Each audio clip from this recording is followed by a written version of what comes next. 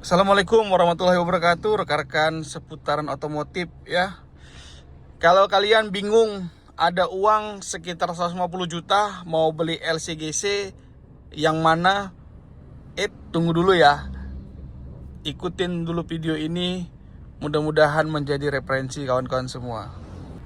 Punya uang 150 juta tapi nggak mau mobil yang LCGC-an, ini mungkin bisa jadi referensi.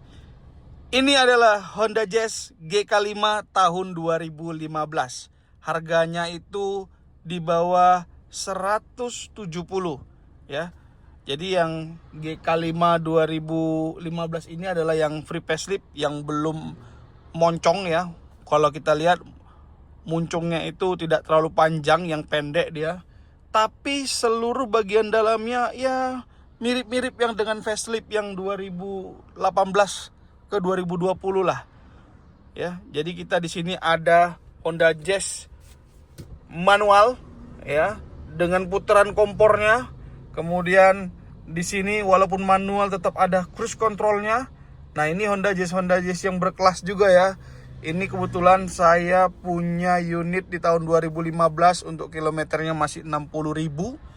Nah, Honda Jazz ini sebenarnya mobil yang asik, enak di perkotaan.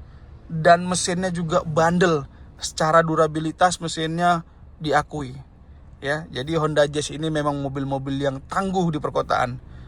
Nah, untuk konsumsi bahan bakar sendiri kita bisa lihat di MID ya. Saya biasa menggunakan Pertamax Turbo. Untuk average-nya itu 16 kilo per liter ya. Jadi rekan-rekan, mobil Honda Jazz ini irit sekali. Kalau kita bandingkan dengan yang lain-lain, mobil Honda Jazz tergolong irit. Dan Honda Jazz juga termasuk mobil yang stylish ya. Namun ada beberapa perbedaan memang ya, beberapa perbedaan khususnya pada yang free facelift dan facelift. Untuk yang free facelift kita bisa lihat untuk pengaturan dari AC-nya masih menggunakan manual. Kalau kita bilang kompor, dengan putaran kompor ya. Sedangkan yang sudah facelift itu menggunakan digital dan terlihat lebih slim. Namun sebagian orang ada yang menyukai, ada juga yang nggak menyukai. Nah, itu tergantung dari kita.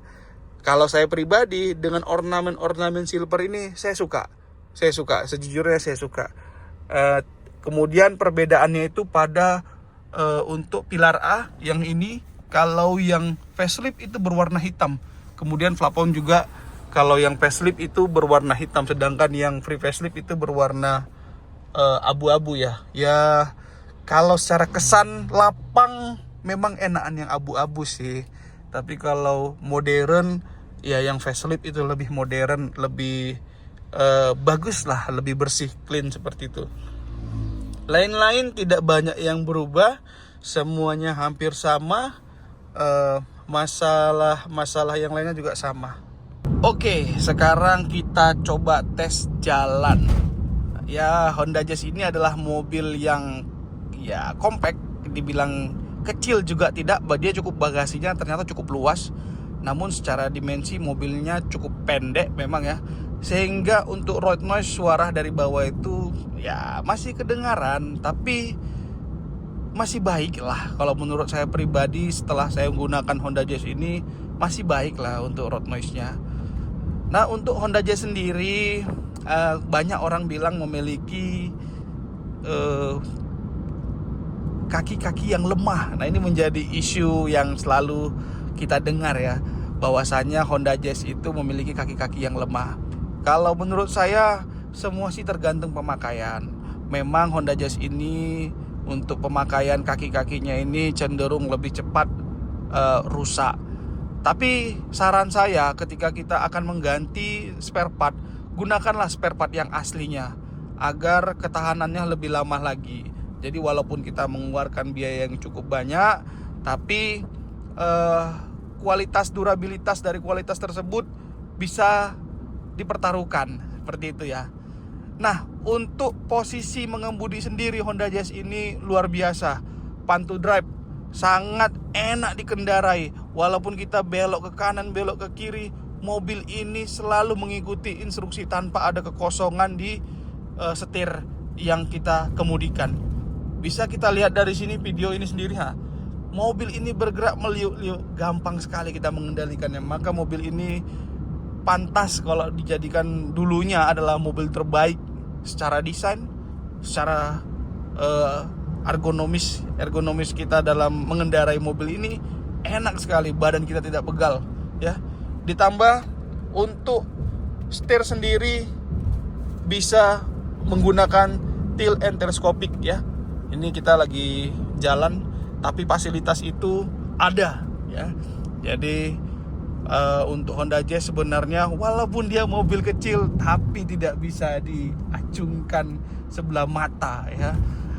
Jadi kalau kawan-kawan semuanya ada budget sekitar 150 sampai 170, bingung mau mobil apa, coba dulu deh Honda Jazz.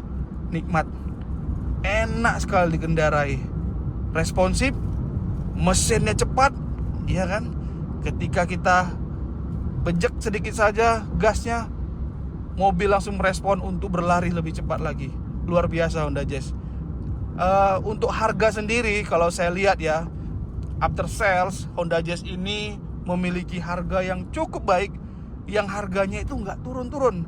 Mungkin bisa jadi mobil ini adalah gorengan. Jadi mobil yang digoreng harganya, sehingga harganya itu ya segitu-segitu aja gitu loh. Beda dengan kompetitor yang lain, harganya turun. Ya ini harga bekasnya masih sekitar 150, 160, 170 tergantung kondisi ya. Jadi itu adalah saran saya, coba pertimbangkan lagi apabila rekan-rekan mau coba mobil. Coba deh apabila ada dananya, ambil Honda Jazz ini dulu ya. Untuk biaya servis ya, ini untuk biaya servis penting juga dong rekan-rekan tahu berapa sih biaya servis Honda Jazz. Pada dasarnya kalau kita servis di dealer Honda itu bisa mencapai angka 1.800.000 ya, 1.800.000, 1.500.000 itu adalah angka-angka yang wajar.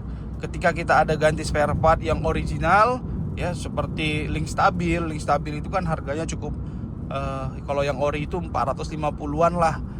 Kita ganti 2 udah 900-an. Jadi ditambah ganti oli maka bisa sampai 3 jutaan.